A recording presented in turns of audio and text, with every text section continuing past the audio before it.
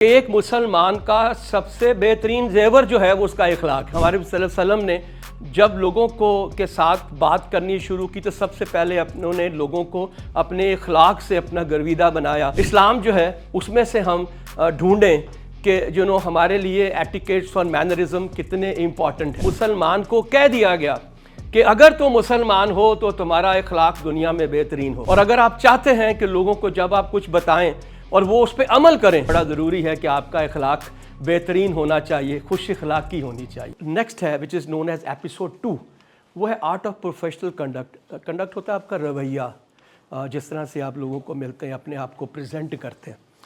ये सबसे बड़ा हमारा एक ड्रॉबैक है। अगर आप अच्छे बन भी जाएं, खूबसूरत बाल बना लें, चेहरे बना लें, मैनिक्योर कर लें, पेडिक्योर कर लें, बट उसके बावजूद अगर आपको अपने आप को कैरी करने का तरीका नहीं आता है तो आप प्रोफेशनली अपने आप को प्रेजेंट नहीं कर सकते। कल इत्तेफाक से मेरे 2 स्टूडेंट्स मेरे पास आए हुए थे, तो वो मुझे यही बता रहे थे, just have started their career in the sales.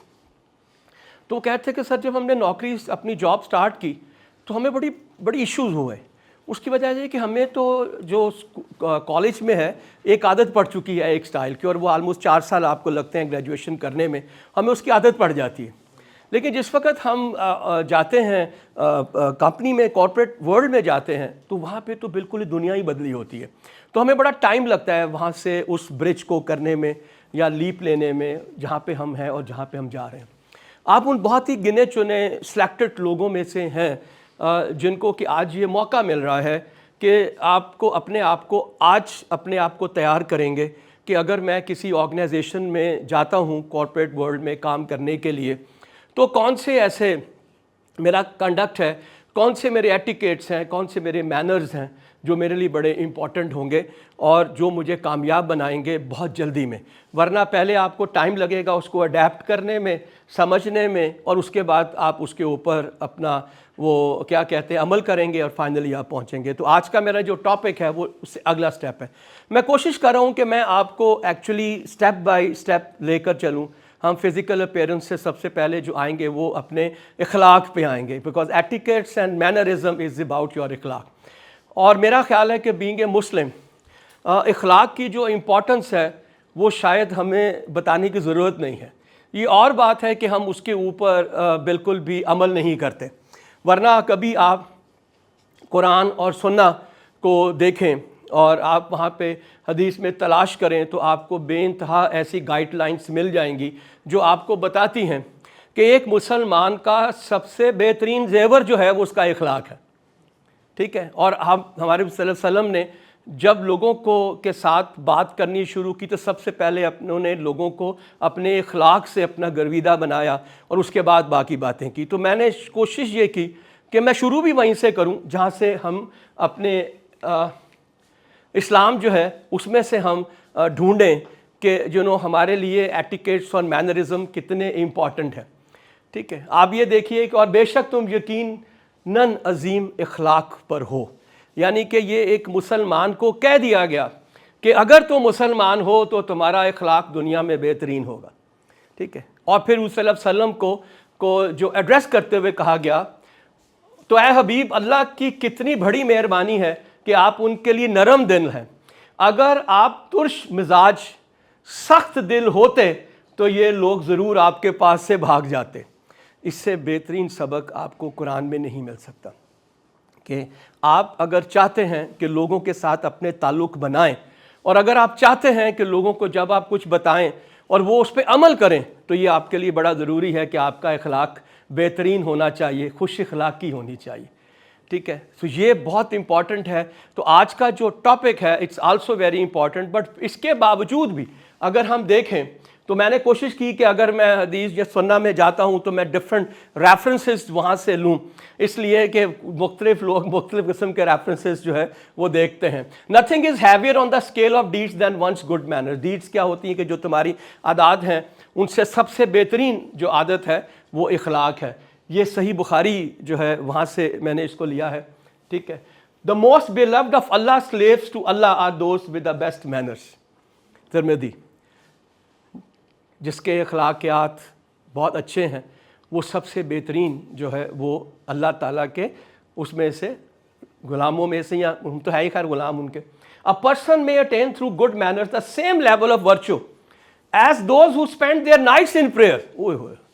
वो लोग जो रातों को जाग के नमाजें पढ़ते हैं, ठीक है, अगर आपका इखलाक अच्छा है तो तुम उनसे भी बेहतर हो। तो इसका मतलब ये है, मैं ये नहीं कहता कि आप नमाजें ना पढ़ें, आप बिल्कुल पढ़ें, आप तहज्जुद भी पढ़ें, आप फजर भी पढ़ें, लेकिन अपना अगर आपका इखलाक बेहतरीन नहीं है तो जो कुछ भी आप वो इबादत कर रहे हैं उस इबादत का भी आपको कोई फ़ायदा नहीं। इतनी इम्पॉर्टेंस है इखलाक की हमारे मज़हब के अंदर।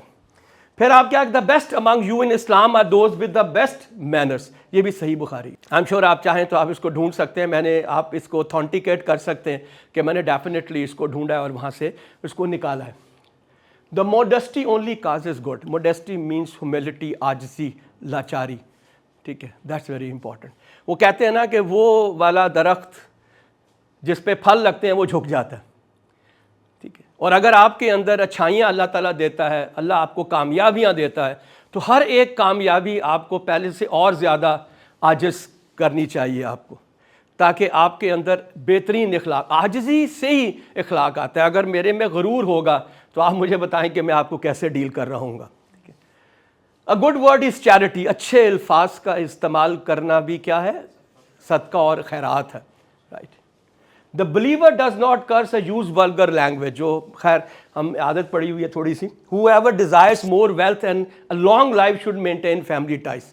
और ये भी बहुत इंपॉर्टेंट है कि जो चाहता है कि वो एक बेहतरीन शख्स बने और अपनी ज़िंदगी में कामयाब हो और पैसे कमाए, तो उसके लिए बड़ा इंपॉर्टेंट है कि वो अपने ख़ानदान के साथ जुड़ के रहे, राइट। सो हम शुरू यहाँ से करते हैं, क्योंकि मेरा अपना ये ख्याल है कि हम कुरान की जो मीनिंग्स हैं या जो उसका मतलब है, जब आपने आखिरी खुतबा में कहा कि मैं तुम्हारे लिए कुरान छोड़ के जा रहा हूँ, हमारे यहाँ पे अभी जब ये रमज़ान गुज़रा होगा तो हर एक ने कुरान पढ़ा होगा, डेफिनेटली पढ़ा नहीं होगा, ख़त्म किया होगा। पढ़ने में और ख़त्म करने में फ़र्क है, ठीक है। 27वें को मैंने जो है अपने कुरान का ख़त्म दिलवाना है, ऐसे ही होता है ना, ठीक है, लेकिन उसके अंदर लिखा गया है वो आपको नहीं पता होता। आप यकीन करें कि दुनिया के किसी भी ऐसे मामले को जिसको आप समझना चाहें, आप कुरान में देखें, आपको मिल जाएगा। आज से 1500 साल पहले वो तमाम की तमाम ऐसी जो चीज़ें हैं वो लिख दी गई कुरान के अंदर जो आज हो रही हैं। मसलन आईएसओ सर्टिफिकेशन की बड़ी बात होती है ना। आईएसओ सर्टिफिकेशन क्या होता है कि वो आप सर्टिफाइड करते हैं और उस कंपनी का बड़ा होता है कि सिस्टम बन चुके हैं इसमें, ठीक है। कुरान में दूसरे सिपारे में जो है एक आयत है कि जब भी कारोबारी मामला तय करो तो लिख कर करो, और जहाँ पे लिखना मुमकिन ना हो वहाँ पे एक तीसरा गवाह करो। तो आपको पता है आईएसओ क्या कहता है? Anybody no what is ISO? Yes please. That's right. वो क्या कहता है? वो कहता है कि what ever you do you document, and what ever you document you do it. जो करते हो उसको लिख लो, उसे हम कहते हैं एसओपी, स्टैंडर्ड ऑपरेटिंग प्रोसीजर्स। उसको लिख लो, जब लिखे जाएंगे, मैं हूं या ना हूं, जो भी आएगा वो उस लिखे हुए को करेगा। You getting my point? So ये ऑलरेडी कुरान में लिख दिया गया, और बेइंतहा ऐसी आपको साइंटिफिक जो है वो रीजंस एंड लॉजिक्स मिलेंगी जो आज हम तलाश करते हैं या ढूंढते हैं, और वो 1500 साल पहले ऑलरेडी उसमें लिख दी गई कुरान में। तो मैं इसलिए सोचा मैंने ये है कि जब हम इस पे हम बात करेंगे कंडक्ट पे, और सबसे इंपॉर्टेंट जो है वो इखलाक है, ठीक है, उसके लिए फिर हम वहाँ से शुरू करते हैं जहाँ से कि हमें हदायत मिलती है या मिलनी चाहिए। अब हम आते हैं कि ये होता क्या। Conduct means etiquettes and mannerism, ठीक है, आपको ये मैं दे दूंगा, लिखने की जरूरत नहीं है। द कंडक्ट और a behaviour required by good breeding and grooming in social and official life. आपने गौर किया इस पे क्या लिखा हुआ है? Good breeding and grooming. Breed क्या होती है? नस्ल। आपका इखलाक आपकी नस्ल को शो करता है, और नस्ल क्या शो करती है? आपका खानदान। जिस तरह से आप लोगों के साथ जो है पेश आते हैं वो बताता है कि तुम किस खानदान से हो। इसलिए मैंने इस पर्टिकुलर जो है कोटेशन को या इसकी डेफिनेशन को यहाँ पे लिखा है। और उसके बाद क्या है? ग्रूमिंग। आज जो हम करने जाएंगे अपने कंडक्ट के बारे में वो हमारी ग्रूमिंग होगी, ठीक है। आगे चलते हैं। Mannerism. characters, manners, mode and way of doing something, distinctive with a quality. Distinctive mean दूसरों से मुख्तलिफ होना. इतने लोग यहाँ से आएंगे दरवाजे से, उनमें से कुछ लोग ऐसे होंगे जो अंदर आकर दरवाज़ा बंद करेंगे. बहुत से लोग यहाँ से ऐसे आएंगे जो अंदर आने से पहले नॉक करेंगे. And may be they get the permission अगर हम सेशन के अंदर हैं. What that reflects? That reflects you that you are different than the rest of the people. आप यकीन करें, आप इंटरव्यू पे जब जाते हैं और आप एंटर होते हैं तो आपके अंदर आने के अंदाज से जो इंटरव्यू लेने वाला है वो डिसाइड करता है कि मैंने तुम्हें रखना है कि नहीं रखना. आप जब सामने आते हैं और आप उससे परमिशन लेके आप बैठते हैं, वो भी आपके एटिकेट्स और मैनरिज्म में है. आप उस जो वो चेयर है उसे आप कितना आप जो है वो क्या कहते हैं खींचते हैं और कितनी आवाज़ आती है, वो भी आपका मैनरिज्म और एटिकेट्स है. Can you imagine these small things plays a very important role. And let me tell you, I have a strong belief among all my youngsters. मैं समझता हूँ वो हमसे बहुत बेहतर हैं. मैं समझता हूँ कि ये जो बड़ी लोग बातें करते हैं जेन ज़ी के बारे में, मेरा ख्याल है कि वो मुझसे ज़्यादा बेहतर ऑनेस्ट लोग हैं. ठीक है, हम तो फिर भी कोई छोटी सी चीज़ें कर लेते थे. आप लोग मासूम लोग हैं बहुत. ठीक है, आपका एक्सपोजर बहुत ज़्यादा है, आपका सोशल मीडिया से लर्निंग बहुत ज़्यादा है. हाँ, एक प्रॉब्लम है आपका इंटरएक्शन विद द पीपल नहीं है, जिसकी वजह से आपको ये नहीं पता कि मैंने एक शख्स के साथ जो है वो किस तरह से मिलना है. इस वजह से ये जो कंडक्ट है, ये जो मैनरिज्म है, ये एटिकेट्स हैं, दीज आर वेरी इंपॉर्टेंट. आप लोग बड़े कैजुअल लोग हैं बिकॉज आप पे डिसिप्लिन नहीं है. हमारे ज़माने में जो स्कूल थे वहाँ पे डंडा था, टीचर थे, वालिद साहब थे जो हमें डिसिप्लिन करते थे. उठ जाओ सारे दे सारे. ठीक है, नहीं उठोगे तो उन्होंने चारपाई जड़ी ना हो सुट देनी है. उठना है कि नहीं उठना तुसी. ठीक है, आपके साथ ऐसा नहीं है बिकॉज आपके पेरेंट्स नेचुरली हमारे पेरेंट्स से ज़्यादा एजुकेटेड है. तो ज़्यादा एजुकेटेड है तो आपको बेहतर अंदाज में जो है वो पेश आते हैं. राइट, बट अनफॉर्चुनेटली उसकी वजह से हमारा जो प्रॉब्लम है वो प्रॉब्लम ये है कि हमारे यहाँ पे एटिकेट्स और मैनरिज्म जो है उसका प्रॉब्लम हमारे अंदर है. और इनको जब इकट्ठा करते हैं तो ये सब एथिक्स में आते हैं. तो आज का जो मेरा टॉपिक होगा वो होगा आपके एटिकेट्स, मैनरिज्म और एथिक्स के ऊपर. ठीक है, ऑलवेज ऑफर सलाम. एटिकेट्स ये कहते हैं कि जब भी किसी पे मिलो तो उसके साथ सलामती करो.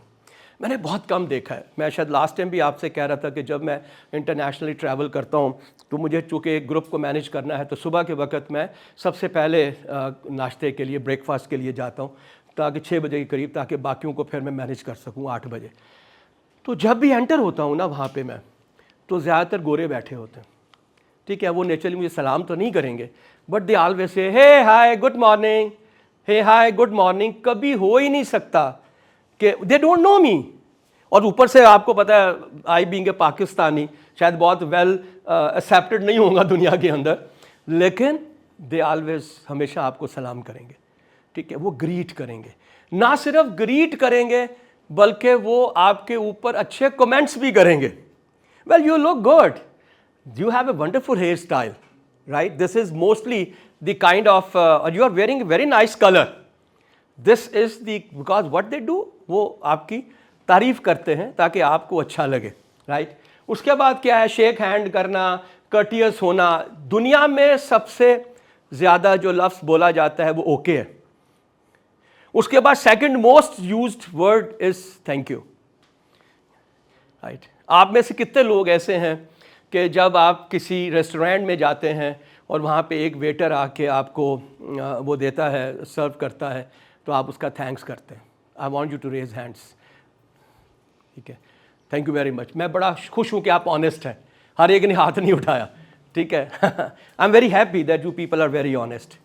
ठीक है, हाँ, एक ज़माना था मेरे पास इत्तेफाक से मैंने कंपनी चेंज की, गाड़ी नहीं थी तो मैं रिक्शे पे जाता था. मेरे करीब ही, घर के करीब मेरा ऑफिस था जहाँ मैंने ज्वाइन किया था. तो मैं जब भी उतरा तो मैंने रिक्शे वाले से कहा थैंक यू. उसने कहा वेलकम. और आप यकीन करें मैं शायद 5 दिन गया हूँगा और 10 दफ़ा आने जाने का मैंने रिक्शा कराया है. 8 लोगों ने मुझे थैंक यू कहा था, वेलकम कहा था. Right, Y? बिकॉज आप जितनी इज्जत देंगे उतनी इज्जत आपको मिलेगी। मैं आई लिव इन DH है, आपको मेरे साथ जाइए, और अगर आप कभी किसी भी पेट्रोल पंप पे जाएंगे ना, तो वहाँ पे 90% लोग मुझे रिकॉग्नाइज करेंगे और सलाम करेंगे। Right, Y? बिकॉज जब मैं पेट्रोल डलवाता हूँ तो मैं बाहर निकलता हूँ।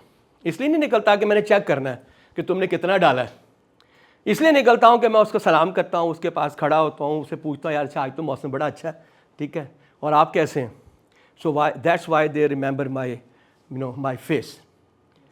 Right, so wherever you go you will find that the people knows me. मैं ये नहीं कहता कि शायद मैं बहुत खुश इखलाक इंसान होऊंगा, लेकिन ये मेरी आदत है, इसमें कोई बुराई नहीं है। मैं I even thanks my kids as well. मैं कोई काम कहता हूँ वो करते हैं तो देन आई से थैंक यू। सबसे पहले मैं सॉरी करता हूँ। उसकी वजह यह है कि इससे इंसान छोटा नहीं होता, इससे इंसान छोटा नहीं होता, लेकिन आपके जो एटिकेट्स है वो बताते हैं कि आप किस ख़ानदान से हैं। राइट, सो दैट्स वाई मेरे लिए मेरा ख़ानदान बड़ा इंपॉर्टेंट है। Right, that's why I do it. खैर, ये दिस इज़ द ट्रेजेडी। हम आगे भी पढ़ेंगे तो आप ये देखेंगे कि हमारे में सबसे बड़ा जो एक प्रॉब्लम है, वेरी अनफॉर्चुनेट, वो है स्माइल। मुझे नहीं समझ आती कि हम सहमे हुए क्यों हैं। आज मैं आया तो मैंने आपसे यही कहा, ठीक है, मैंने लास्ट टाइम भी कहा स्माइल इज़ इन्फेक्शियस। मैं हंसूँ आप ना हंसें ये हो नहीं सकता, लेकिन अनफॉर्चुनेटली एक ये वो वाला आई थिंक एक आर्ट है जो हम भूल चुके हैं। हम कनेक्ट ही नहीं करते। आप किसी को देख के ऐसे खड़े रहेंगे, do you he think he going to talk to you? No, you smile लगेगा अच्छा यार है कुछ बंदा समझ आंदा है, ठीक है। सो smile is one of the etiquettes में से, मैनर्स में आता है। आई एम श्योर आप फिजिकली भी जानते होंगे कि जब आप हंसते हैं तो आपके ऑलमोस्ट 1000 से ज़्यादा फेशियल मसल जो हैं वो एक्ट करते हैं। हंसने वाले लोग में बड़ी कम झुर्रियाँ पड़ती हैं। वो जो हम इतने पैसे लगाते हैं ना, वो बोटॉक्स और फाइन लाइंस के लिए हम PRP और पता नहीं क्या क्या कराते हैं। You don't need to have that, you only need to smile. और जिन लोगों को जो हंसते नहीं ना, उनकी यहाँ पे ख़ास तौर पे बहुत सी झुर्रियाँ पड़ जाती हैं। खैर, anyhow, so there are lot of advantages that you are smiling. Right, be in time and punctual, ये हम आगे बात करेंगे। हमारे यहाँ पे उल्टा चक्कर है। मेरे एक दोस्त थे, वो हर एक इवेंट पे लेट आता था। मैंने एक दिन उसको पूछा, और मैं कहा तू क्यों लेट आता है यार? कहता है पाजी उनके जो फादर थे, कहते वो कहते जिस लेट आते हो ना तो वो ताड़ी इज्जत बहुत ही होंगी है। लोग पूछते हैं यार वो कामरान क्यों नहीं आया अजे तक? ठीक है, ताड़ा जिक्र ज़्यादा होता है। आप सोचे this is the mind set, this is the mind set. Right, मेरे कभी भी, हालांकि I am in a very high position माशाल्लाह से, people knows me very well, I am very senior as well, लेकिन आप यकीन करें कि मुझे कोई बहुत जूनियर बंदा भी जब मीटिंग के लिए बुलाता है ना, मैं 10 मिनट पहले वहाँ पहुँचता हूँ, before 10 minutes. Why? Because that ultimately represent that what kind of जिम्मेदारी, रिस्पॉन्सिबिलिटी आपके अंदर कितनी है ना। It's important for you that you have to be, हम आगे पे भी बात करेंगे पंक्चुअल पे। मेंटेन योर हाइजीन, हम इस पर डिस्कस कर चुके हैं कि उसका प्रॉब्लम यह है कि इखलाक में तो मैं अल्फाज का चुनाव करता हूँ, मैं हंसता हूँ, मैं अपनी बॉडी लैंग्वेज से आपको एक वेलकमिंग साइन देता हूँ, लेकिन सबसे इम्पॉर्टेंट ये है कि अगर मेरे पसीने में से बू आ रही है तो फिर उस इखलाक का क्या फ़ायदा। इसलिए तो आपको कहा गया कि दिन में 5 वक्त वज़ू करो, और अगर आप सही तरह से वज़ू करते हैं और आपके चेहरे का नूर ही कुछ और होता है। Why? Is because of the hygiene. Right, so it is very important, you should take. हम आगे भी बात करेंगे कि वाई हेल्दी होने में और हाइजीन को फॉलो करने में हमें क्या फ़ायदा होता है। ठीक है जी, एंड ड्रेस ऑफ ओकेजन ये हम भी बात कर चुके हैं। खैर, एनी हो, इनको मैं चाहूँगा कि हम बारी बारी आगे डिस्कस करें। This is important. हम जो कंडक्ट है, हमारा जो इखलाक है, हमारा रवैया है, एटिकेट्स हैं, हमारी रवायतें हैं, अगर हम उसको देखें तो मैंने इसको डिवाइड किया है एटिकेट्स और एथिक्स में। किसी हद तक आप कह सकते हैं कि ये प्रोफेशनल एथिक्स है, यानी कि जो आपके पेशा वराना, ठीक है, कॉरपोरेट के एथिक्स हैं। अच्छा, जब एथिक्स का लफ्ज़ आता है तो हमारे दिमाग में क्या आता है? इखलाक, ठीक है ना। No, it is not only your character and इखलाक, please keep this in your mind. This has the multiple components. आप उन कंपोनेंट्स को पढ़ेंगे तो आप हैरान हो जाएंगे, क्या ये भी एथिक्स का हिस्सा है, क्या ये भी कंडक्ट का हिस्सा है। Number 1 is punctuality. Can you imagine, the number 1 is punctuality. और पाकिस्तानी सबसे बुरे इसमें हैं, सबसे बुरे इसमें। आप देखें, आप स्कूल कॉलेजेस में क्या होता है, and I go in my class, मैं सुबह 9 बजे वाली क्लास लेता हूँ, 8 बजे वाली, इसलिए कि फिर मैं अपना बाकी काम करना चाहता हूँ। सो 8:15 बजे आ रहा है, 9:30 बजे आ रहा है, यार की होया सर, आँख नहीं खुली। यार आपको क्या हुआ था सर? वो सर टायर पंचर हो गया था, विच इज़ मोस्ट कॉमन, ठीक है। अच्छा आपको क्या हुआ था? सर अलार्म नहीं बजा सी। आई डोंट अंडरस्टैंड दैट, कि वो जो अलार्म तुमने अंदर लगाया हुआ है अपने, कि मुझे इतने बजे उठना है, दैट्स मोर इम्पॉर्टेंट, ठीक है। सो पंक्चुअलिटी अगर आप ऑलरेडी ऑब्जर्व करेंगे तो आप उसको लेकर चलेंगे, क्योंकि वो आपकी आदत बन जाएगी। हमने क्या कहा था, once we make our habits then habits make us. पहले हम आदतें बनाते हैं और आदतें फिर हमें बनाती हैं। मैं अपनी आदतों का मजमुआ हूँ, ठीक है जी। पर्सनालिटी हम इस पे बात कर चुके हैं, ग्रूमिंग हम इस पे बात कर चुके हैं, कम्युनिकेशन हम आज इस पे बात करेंगे, एटीट्यूड हम इस पे बात करेंगे, टाइम मैनेजमेंट ये वंस अगेन पंक्चुअलिटी का हिस्सा है, बट इसका मतलब कुछ और है। प्रोडक्टिविटी हम कितना प्रोड्यूस करते हैं, हम कितने कॉम्पिटेंट हैं, ऑर्गेनाइजिंग स्किल्स हम अपने आप को कितना मुनज़्ज़म रखते हैं, रिस्पेक्ट और आखिर में करैक्टर है। ये आप can you imagine, these are all the components of the conduct and the ethics, और इखलाक और एटिकेट्स और mannerism. So let's talk about it one by one. सबसे पहले हम बात करते हैं, चूँकि हम 2 चीज़ें कर चुके हैं अगले पहले वाले एपिसोड 1 में, याद है ना, एक अपनी पर्सनालिटी और एक ग्रूमिंग वाला पार्ट, 2 हम कर चुके हैं। We go straight to communication. याद है आपको, मैंने लास्ट टाइम सूरह रहमान का एक रेफरेंस दिया था, याद है आपको? नहीं याद आया, ठीक है। क्या था? अल रहमान, पूरी जो है दुनिया पे रहम करने वाले, रहीम हमारे लिए अल्लाह ताला रहमानुल रहीम है। रहीम मुसलमानों के लिए, रहमान पूरी कायनात के लिए, यूनिवर्स के लिए। तो वो क्या है कि मैं जो सबका के ऊपर जो है रहम करता हूँ। नंबर 1 अल कुरान, ठीक है जी। सबसे बेहतरीन जो आपके लिए गाइडलाइंस हैं वो आपको कुरान में मिलती हैं। फिर क्या था? खलकुल इंसान, इंसान जो है वो अल्लाह पाक की बेहतरीन मखलूक है। और चौथा क्या था? अल बयान, ठीक है। इंसान की सबसे बेहतरीन सिफ्त जो है वो बयान है। और याद है आपको, मैंने कहा था कि communication is the sign of the life. तुम्हारे जिंदा होने का सबूत जो है वो कम्युनिकेशन है। कैसे? मैंने रेफरेंस भी दिया था कि नहीं दिया था, मुझे याद नहीं। मैंने जब ये कहता हूँ कि बोलना, communication sorry, is the sign of your life, तो कोई आपके दिमाग में कोई एग्जाम्पल आती है इसकी?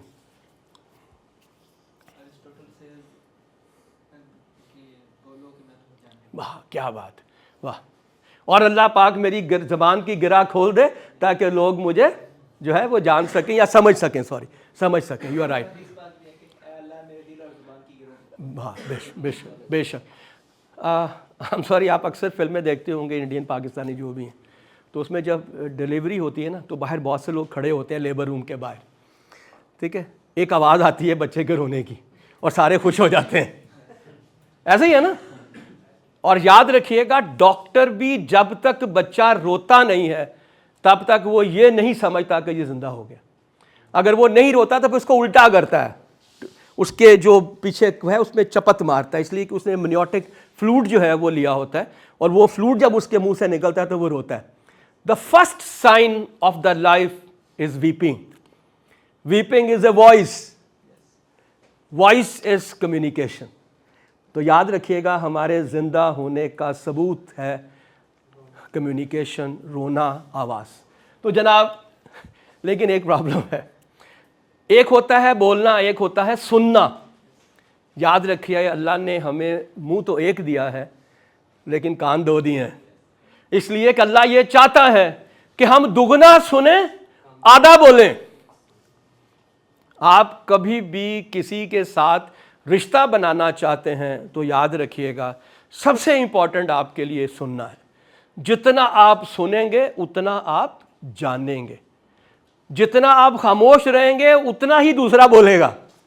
जब आप बोलेंगे तो दूसरा चुप कर जाता है, ऐसा ही है। सो 40% is the listening, 50% is seeing. ये डिफरेंट है, कहीं पे 45% है, कहीं 55% है, मैंने जेनेरिकली लिया है।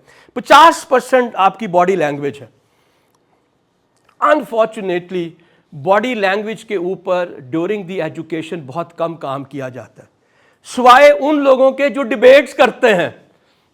वो जो क्या उसे कहते हैं डिबेट्स, उर्दू में क्या कहते हैं? अच्छा खैर जो भी है, खैर हाँ व्हाटएवर, नहीं नो। तो आपने वहां देखा होगा वो बड़े हाथ हाथ लाते हैं ऐसे करके, नाजरीन फला, इसलिए कि what they do, they actually want to at the impact on their words, and words में इम्पैक्ट आता है आपके हाथों से। कभी आपको मौका मिले, मेरे पास चूंकि टाइम थोड़ा है मैं आपको नहीं दिखा सकता, आप कभी भी यूट्यूब पे जाइएगा और मौलाना तारिक जमील साहब की कोई वीडियो देखिएगा, कमाल, उससे खूबसूरत बॉडी का इस्तेमाल मैंने नहीं देखा। जब वो कहते हैं कि 4 जो है वो पैगंबर थे, 1 2 3 4, 4 उंगलियां करेंगे, तुम्हारे आगे ये है, तुम्हारे पीछे ये है, क़यामत के दिन मेरे हाथ में झंडा होगा जन्नत का, तो हाथ यहाँ पे होगा। ये सारी कायनात जब कहेंगे तो हाथ को ऐसे करेंगे। You getting my point? ये जो आपका इतना वाला हिस्सा है ना, ये आपकी बॉडी है और बॉडी लैंग्वेज है। आपके हाथ खास तौर पे, आपके कंधे, आपकी आईब्रोज, आपकी स्माइल, आपकी note, these all the part of your body language. ठीक है, तो याद रखिएगा जो दिखाई है वो साउंड से ज़्यादा तेज़ है, ऐसे ही है ना। लाइट की जो स्पीड है वो नेचुरली आवाज़ से बहुत ज़्यादा तेज़ है। तो इसका मतलब ये है कि आपके बोलने से पहले जो मेरे तक आपका मैसेज पहुंचता है वो आपकी बॉडी लैंग्वेज है। So you really have to work on to it, and unfortunately please remember, आपके अंदर बहुत सी सलाहियतें हैं, आप तमाम में माशाल्लाह से जेन-ज़ी के अंदर, लेकिन कुछ इश्यूज़ हैं। और सबसे बड़ा इशू जो है वो अपनी बॉडी लैंग्वेज को कंट्रोल करना है। क्यों? क्योंकि आपका 95% कम्युनिकेशन इज़ थ्रू टेक्सटिंग। जितने मर्ज़ी एमोजी डाल दो, जितने मर्ज़ी स्माइली डाल दो, जो स्माइल तुम्हारे चेहरे में है उसका अल्टरनेटिव नहीं हो सकता। चूंकि गुफ्तगू में एक बड़ा इंपॉर्टेंट है वो टोन है। जब आप बोलते हैं यार क्या करना है, क्या करना है, वो आपने देखी होगी वो एक अच्छा वाली, पीके वाली, अच्छा। सो सिर्फ आपके बोलने के अंदाज से लफ्जों का मफहूम बदल जाता है, ऐसे ही है ना। रोको मत जाने दो, रोको मत जाने दो। आपके बात करने का जो अंदाज है वो अगले को बताता है। तो 50% please, you want to be a good communicator, work on your body language. और हमारा हाल ये होता है कि सबसे बेहतरीन टाइम जो आपको एजुकेशन में मिलता है, स्टडी में मिलता है अपनी बॉडी लैंग्वेज को बेहतर करने का, वो प्रेजेंटेशंस हैं। और हमारी हवा ख़राब हो जाती है प्रेजेंटेशन। सर कल ना कर लें, अच्छा सर ये पहले कर लें, चारों का ग्रुप है, सर ऐ कर लेगी कल, मैं क्यों करा। It's important for you to understand body language unfortunately हमारी इस जनरेशन का वीकेस्ट एरिया है। Why? Because of the physical interaction हमारा नहीं हो रहा, इसलिए हमें ये नहीं पता कि अल्फाज को किस अंदाज में मुझे कहना है। And please remember 50% of your communication is absolutely useless if you don't know how to make your words stronger with your body signs and languages and whatever it is. तो 50% is this. उसके बाद जो 40% है वो अल्फाज है। आप सोच सकते हैं कि सबसे ज़्यादा हमारे लिए जो इम्पॉर्टेंट है वो हमारे अल्फाज हैं, ऐसे ही है। लेकिन अल्फाज का तो काम ही कोई नहीं है। 40% सुन लो, 50% बॉडी रिफ्लेक्ट कर दो, काम तुम्हारा हो जाएगा। लेकिन प्लीज़ रिमेंबर, अल्फाज कम तो हैं, लेकिन वो कम भी उतना ही इम्पैक्ट क्रिएट करते हैं। और हमारा ना तो हम उर्दू दान हैं, ना हम इंग्लिश दान हैं, ठीक है। हम आधे तीतर हैं, आधे बटेर हैं। हमें उर्दू भी नहीं आती। अगर आप मुझे कहें आपको उर्दू आती है, नहीं आती है, नहीं आती। उसकी वजह यह है कि पढ़ाने वाली टीचर जो है वही गलत है। वो क्यों गलत है? वो तुम्हें यह क्या कहती है, बच्चों को जाओ क्लास में जाओ। आई एम सॉरी, अगर वो उर्दू की टीचर है तो उसे कहना चाहिए जमात में जाओ। ये उर्दू है। ज़िया मयूद्दीन को सुना है आपने? सुना है? हाय हाय हाय, क्या उर्दू बोलता है। जब वो उर्दू बोलता है तो फिर सिर्फ उर्दू बोलता है, ठीक है। सो it is important that you no. और उर्दू में यकीनन हमारा ज़्यादातर कम्युनिकेशन प्रोफेशनली होता भी नहीं, तो फिर क्या चाहिए आपको? इंग्लिश के अल्फाज चाहिए। और हमारे इंग्लिश के अल्फाज की वोकैबुलरी बड़ी कम होती है, ख़ास तौर पे उन लोगों की जो कि टेक्निकल एजुकेशन ले रहे होंगे।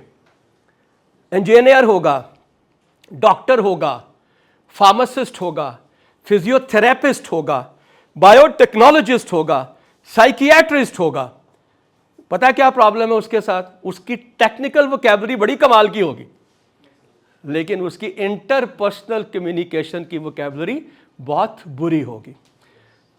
तीसरा बड़ा रीज़न जो हम आगे भी डिस्कस करेंगे वो ये है कि चूंकि हम प्राइमरीली हमारे इर्द गिर्द सिर्फ मनफी एलिमेंट्स हैं, पेट्रोल बढ़ गया मनफी, ठीक है, और बहुत सी चीज़ें।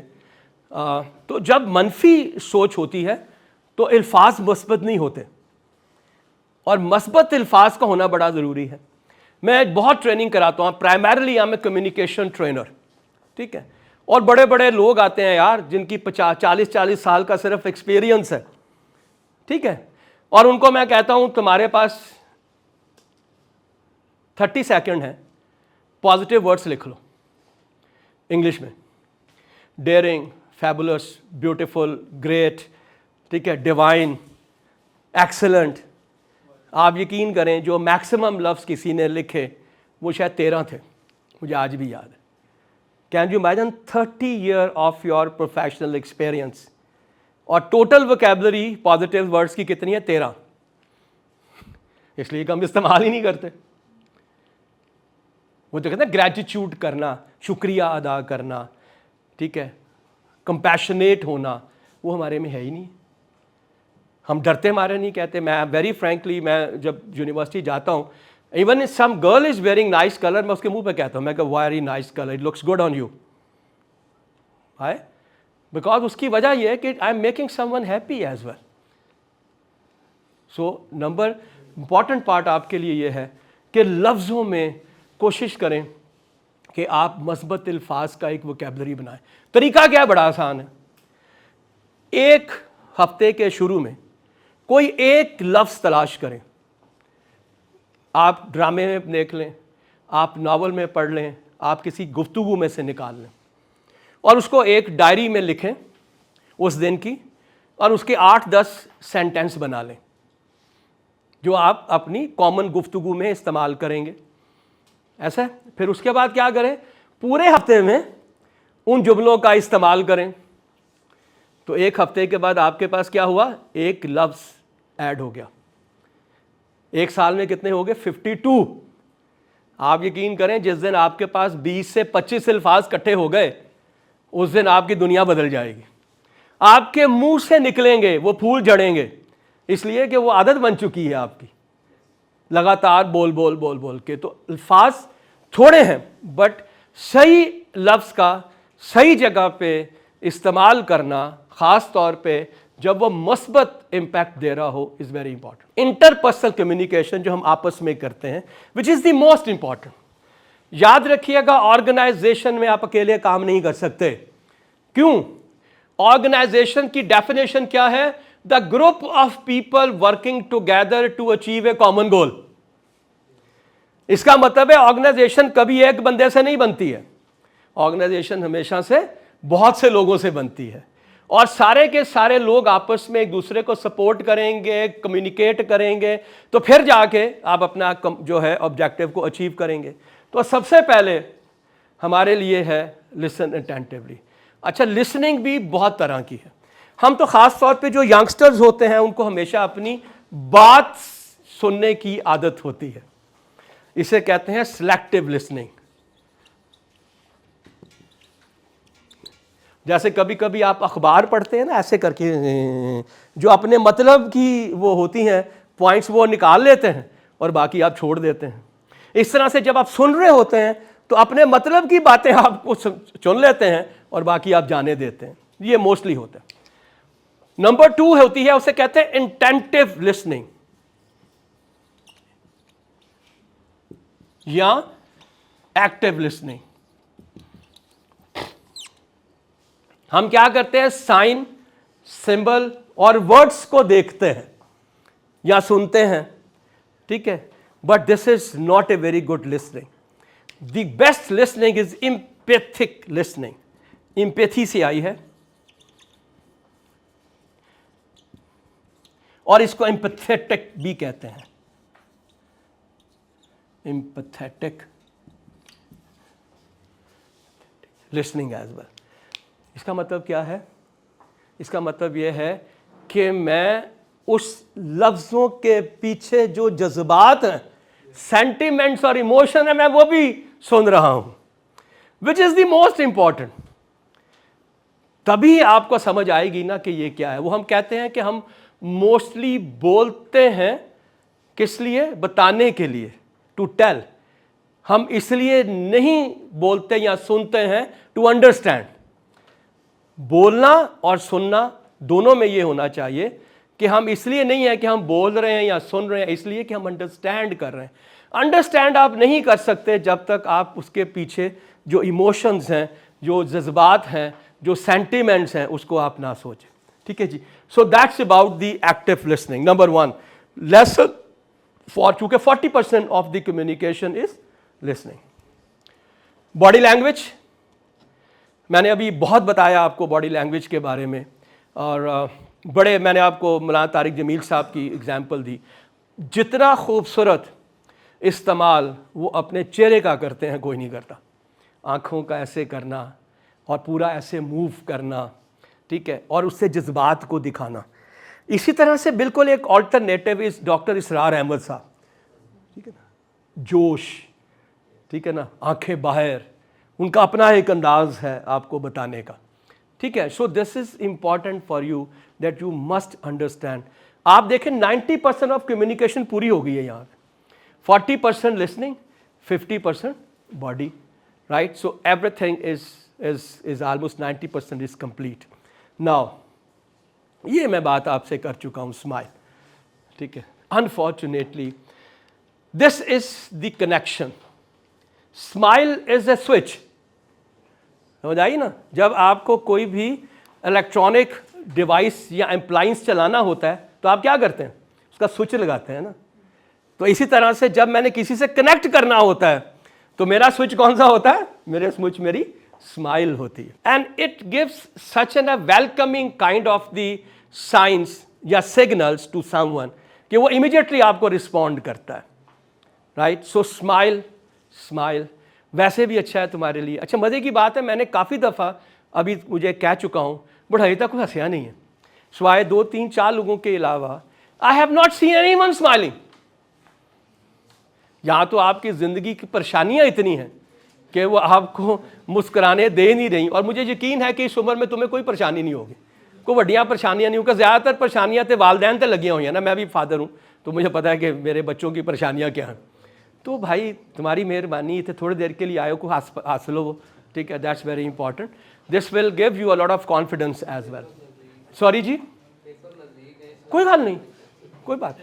पेपर के मामले में मैं आपसे बड़ी इंटरेस्टिंग बात बता रहा हूँ। मेरे घर में जब पेपर हो तो बच्चों को पढ़ने की इजाज़त नहीं है। Officially they are not allowed. उसकी वजह क्या? मैंने जब शुरू में मेरे बच्चे थे, उन सब ने खैर ओ लेवल किया है, तो मैं हमारी मैट्रिक वाला जो है ना वो बेहूदगी हमारे घर ऑफिस घर में नहीं है। सो एनी हाउ वो आई एम सॉरी बाइंड ना कीजिएगा, बट मैं समझता हूँ कि वो बिल्कुल ही एक नॉनसेंस किस्म की वे ऑफ लर्निंग है जो नहीं होना चाहिए। खैर एनी हाउ वो है तो हम क्या करें, मजबूरी है। खैर तो बच्चों का एग्ज़ाम शुरू होने वाला था, पहला जो मेरा बच्चा था, बेटी थी। तो मैंने कहा बच्चे अगर तूने सारा साल पढ़ा है ना तो तुझे आज पढ़ने की ज़रूरत नहीं है। जो सारा साल नहीं पढ़ा तो आज पढ़ के की कर लेंगी। So just relax. तो होता यह है कि बहुत से लोग रातों को पढ़ते रहते हैं, सुबह पेपर खोल लिया and black out. I am sure Ayesha आएंगी आपको बताएंगी, शी इज अ साइकियाट्रिस्ट, कि जब इस तरह से आप स्ट्रेस डालते हैं ना अपने दिमाग पे तो ब्लैकआउट हो जाता है आपका। So I want them to enjoy. हम फिल्में देखने जाते हैं, हम बाहर पार्टियां करते हैं, ठीक है 10 बजे, लेकिन वो सो जाते हैं। I want them when they get up they should be fresh. ये जो आप एग्जाम्स की बात करें, एंजॉय इट। मैं अपने इंटरमीडिएट के एफएससी के एग्जाम में इन्विजिलेटर से मजाक करता था। I used to cut jokes with him. उस जमाने में ये एग्जामिनेशन सेंटर तो नहीं थे, but I want to, because क्या कर लेंगे आप, ठीक है। So it's important for you that you have to enjoy. अगर तुम इतने स्ट्रेस में रहोगे ना, sorry you will not be able to perform at your best level. अभी हम आगे बात करेंगे इस पे भी आते हैं, will talk about it as well. Smile. Second, eye contact. This is once again is my connection with you. If I am not looking at you, you will never respond to me. I am seeing इधर, यार क्या हाल है तेरा? पहली बात तो आपको दिमाग में टीरा है इधर से देख रहा है ऐसे करके। दूसरा ये कि मुझसे बात ही नहीं कर रहा। You know, when you are talking to someone, you have to be slightly inclined. ठीक है, इसका मतलब है कि आप मुझे इंपॉर्टेंस दे रहे हैं, ठीक है ना। तो that's why I only listen. So it is very important for you to keep an eye contact when you are talking. मैं कई दफ़ा यहाँ मजबूरी है मेरी, बिकॉज वीडियो बन रही होती है, वरना मैं कभी भी अपने किसी भी सेशन में एक जगह पे नहीं रहता। अभी भी मुश्किल है मेरे लिए यहाँ पे रहना। I am always be there. Y?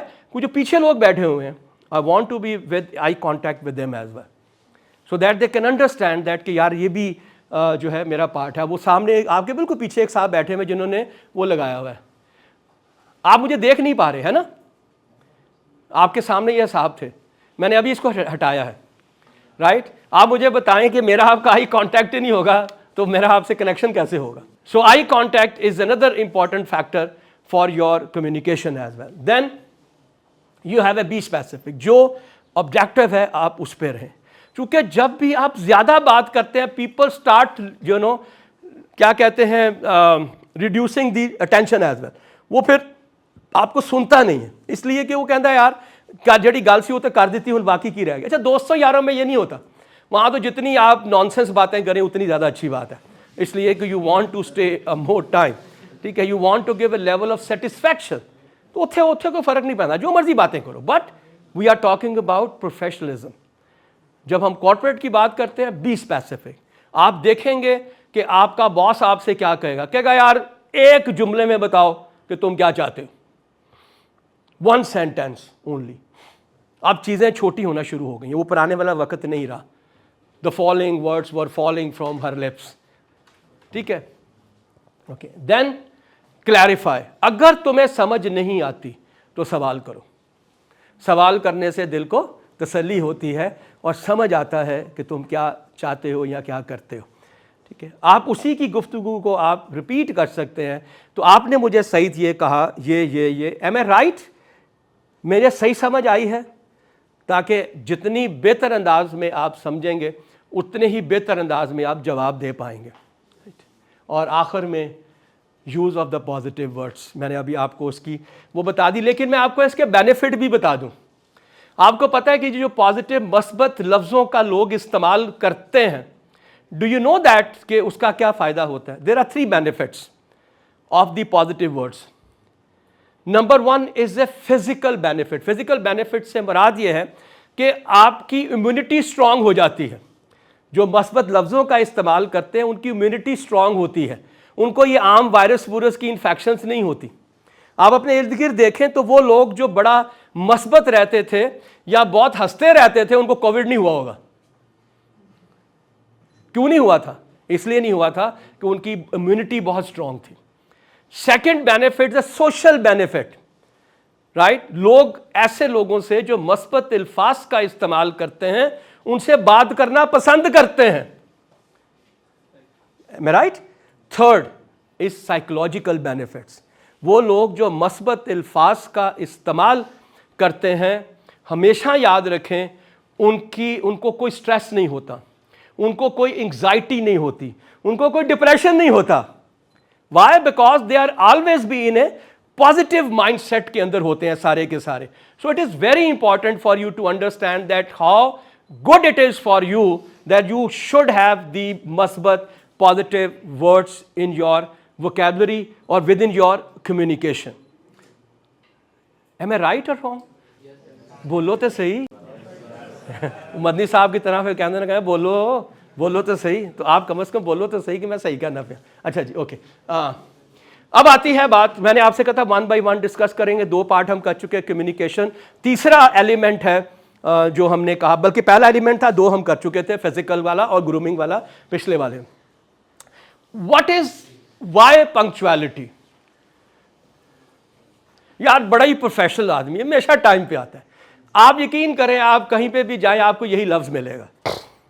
सबसे पहला क्या होगा? यार बड़ा प्रोफेशनल आदमी, बड़े टाइम पे आता है। मैं उन वेख के ना कड़ी ठीक करना, खैरियत है यार, वो आज लेट कैसे हो गया? तो अगर आप लेट आते हैं इसका मतलब है कि खुदा ना खासा कुछ हो गया है, क्योंकि अगर नॉर्मल सर्कमस्टांसेस होते तो आप टाइम पे आ जाते।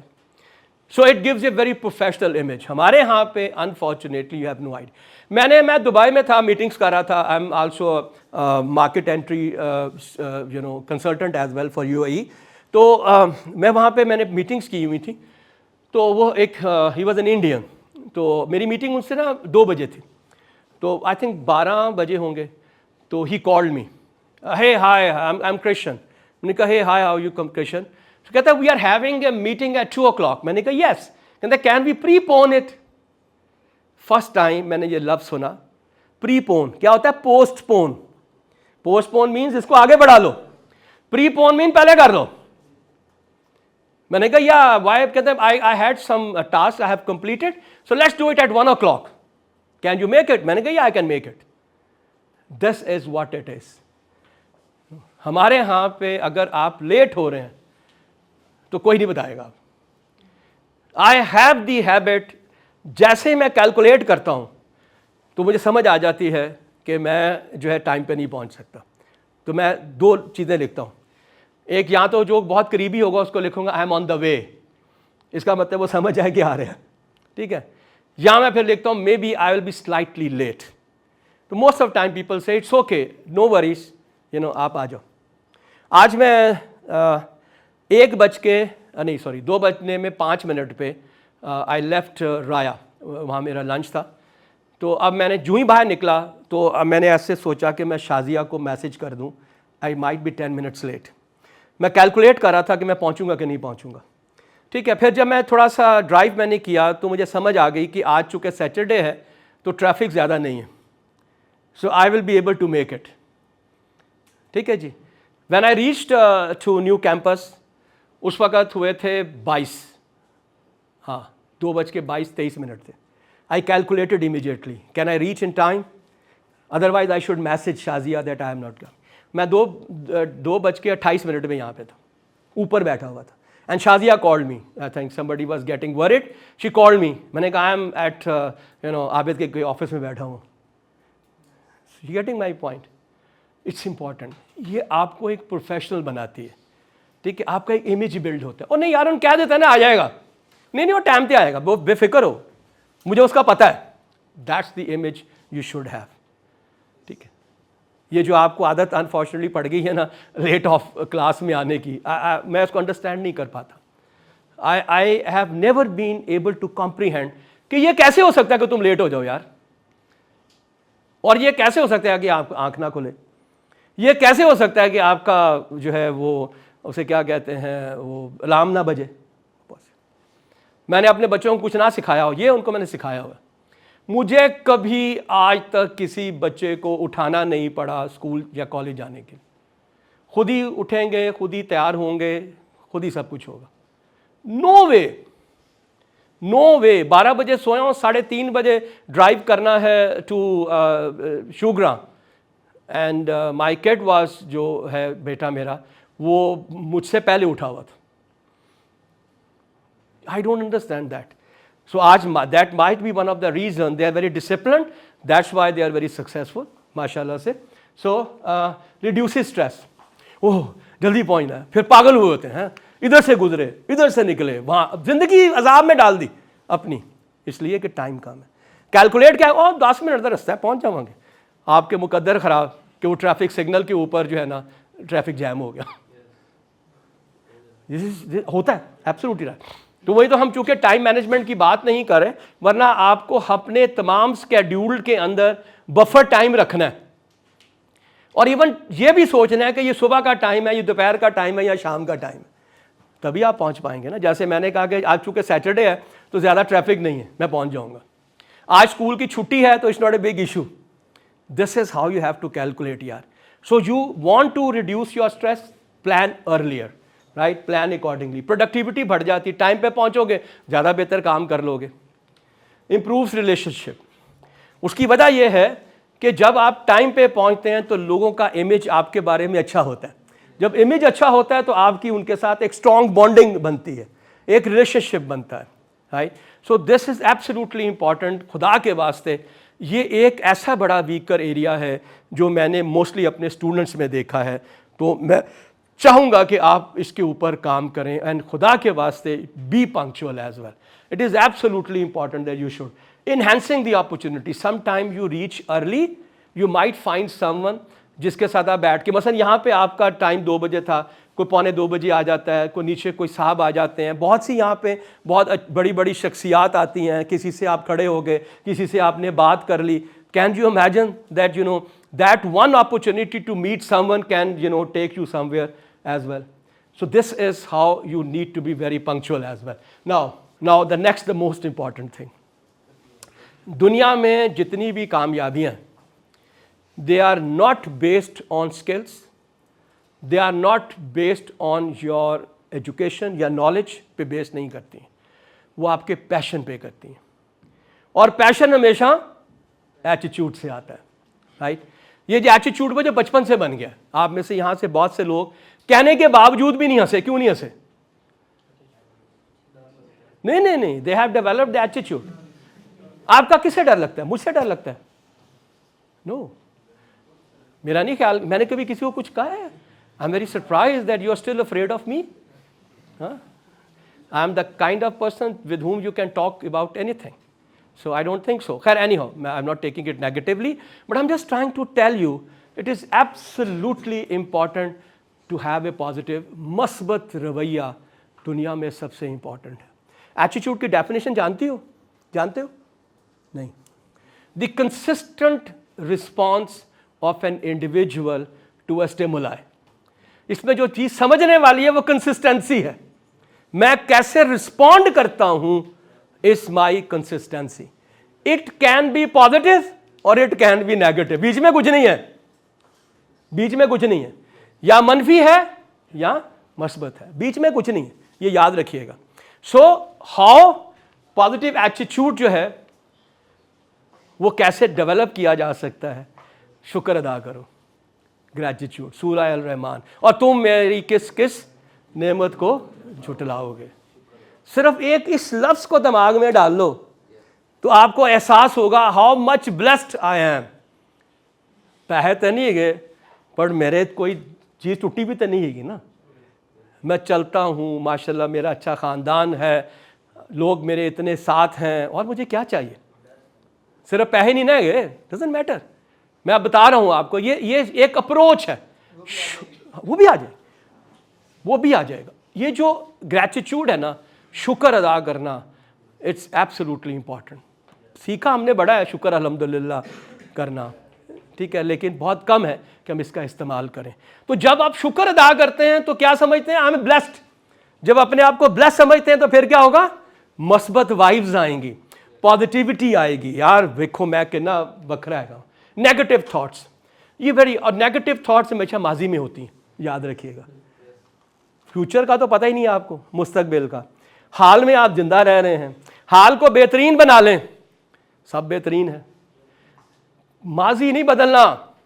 आज से 10 साल पुरानी बात को 10 साल सोचते रहो, फिर भी नहीं बदलनी. और उसी की वजह से नेगेटिविटी आती है। अगर सबसे ज़्यादा नेगेटिविटी किस में होती है? ओल्ड लोगों में। जाके अपनी दादी के पास बैठना, ਉਹਦੇ ਘਰ ਤੇ मैं नहीं जाना, उन्हें मैंने बुलाया नहीं, ਉਹਦੀ ਧੀ ਦਾ ਵਿਆਹ है, उन्हें मैंने कार्ड नहीं दिता, मैं ਉਹਨੂੰ रोटी ते बुलाया, मैंने याद है उन्हें मैंने रोटी ते नहीं बुलाया, ठीक है, उन्होंने फलां दा रिश्ता भेजा से उन्होंने इनकार कर दिता। ऐसे ही है ना ओल्ड लोग। Why they become toxic? Why they become toxic? Because they have been isolated. वो तो मौका ढूंढते हैं कि लोग हमसे बात करें, एक कोने में पड़े होते हैं बेचारे, इसलिए they get very toxic about it. Youngsters में नहीं होना चाहिए। भूल जाओ यार, कोई गलत करता है ना यार, वो बस दफ़ा करो, मैंने उसे दोस्ती ख़त्म कर दी है, 10 साल पुरानी दोस्ती ख़त्म कर दी है एक छोटी सी बात के ऊपर। वो इशफाक अहमद साहब का मैंने शायद तस्करा किया लास्ट टाइम आपसे, तो उन्होंने एक डिस्कशन कहीं पे हो रही थी, उन्होंने कहा मैंने 2 कुत्तों को हड्डी पे लड़ते हुए देखा, फिर मैंने उनको थोड़ी देर के बाद आपस में खेलते देखा, फिर मुझे वो 2 भाई याद आए जो पिछले 10 साल से लड़े हुए हैं। कुत्ते से बदतर हैं हम लोग ना, बदतर हैं। वो तो फिर 1 घंटे के बाद खेलते हैं यार, मैं 10 साल की बातें दिमाग में लेके बैठ जाता हूं। आप सोच सकते हैं क्या वो 10 साल वापस आ सकते हैं? ओए होए, तुम लोगों ने क्या खो दिया यार, सोचो तो सही।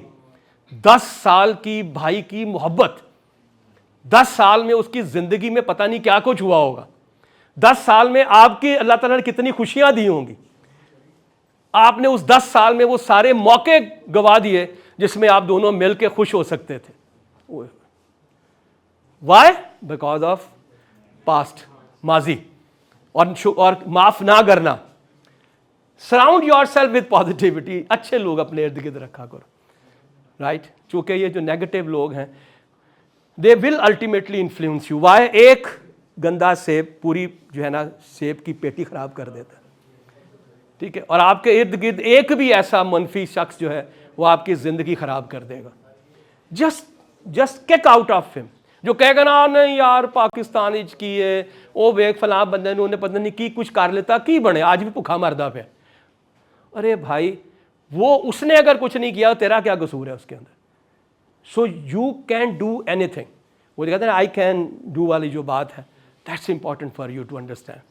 सो प्लीज़ इन लोगों को निकालो ज़िंदगी में। और अब वेरी अनफॉर्चुनेट पाकिस्तान में है ही ऐसा। याद रखें, पाकिस्तान के अंदर बहुत सी मुश्किलात सिर्फ एक वजह से हैं। We all think negative about Pakistan. आप सोच सकते हैं कि पाकिस्तान की पॉजिटिविटी क्या है? You have no idea. Youngest Microsoft certifier Pakistan में है, ठीक है। इस तरह की आप एग्जाम्पल इकट्ठी करी जाएं, आप परेशान हो जाएंगे। वो लोग जैसे लास्ट टाइम मैंने डिस्कस किया, स्क्रैच से बन के ऊपर आए हुए, ये पाकिस्तान है। आज भी $1 के अंदर आप 3 वक्त का खाना खा लेते हैं। $1 कितने का? 300 रुपए का। अब आप सोचे 50 रुपए का पराठा और चाय, ठीक है। दोपहर का खाना और रात का खाना $1 में आज भी पाकिस्तान में आप एक अच्छा खाना खा लेते हैं। ऐसे ही है ना? तो फिर भाई नेगेटिविटी क्या है? अगर हम सारे पाकिस्तानी मिलके पॉजिटिवली सोचना शुरू कर दें ना पाकिस्तान के बारे में, आधी मुश्किलात खत्म हो जाएंगी, आधी मुश्किलात खत्म हो जाएंगी। एक फिनोमिना है पिग्मिलियन, कभी मौका मिले कहीं लिख लें, आप इसको पढ़िएगा। पिग्मिलियन होता है पॉजिटिव इम्पैक्ट। वो कहता है कि जब सारे लोग मिलके पॉजिटिव सोचते हैं तो पॉजिटिव हो जाता है। पिग्मिलियन, इसको पढ़िएगा, बड़ा इंटरेस्टिंग है, मैनेजमेंट का कंसेप्ट है, तो यू विल फाइंड आउट। तो जितना मुस्बित तुम सोचोगे, जितनी मुस्बित कंपनी में तुम रहोगे, उतने ही तुम कामयाब हो जाओगे। So that's why it is important. Take care of yourself, ये बड़ा इंपॉर्टेंट है। क्यों? आप जब अपने आप को फिजिकली, मेंटली, इमोशनली, स्पिरिचुअली अपनी केयर करेंगे तो फिर आप सोचें आप अपने बेस्ट ऑफ द शेप में होंगे। जब बेस्ट ऑफ द शेप में होंगे तो फिजिकली भी, मेंटली भी, इमोशनली भी और स्पिरिचुअली भी आप स्ट्रांग होंगे। तो उसकी वजह से क्या होगा? मस्बत पॉजिटिव वाइब्स आएंगी। जब पॉजिटिव वाइब्स आएंगी तो आपका एटीट्यूड, रवैया ऑलरेडी मस्बत हो चुका होगा। हम में फिर वही बात है कि 10 में से 9 लोग ऐसे हैं जिनको अपनी कोई परवाह नहीं है। अगर परवाह होती तो आप यकीनन कोई ना कोई फिजिकल एक्टिविटी कर रहे होते।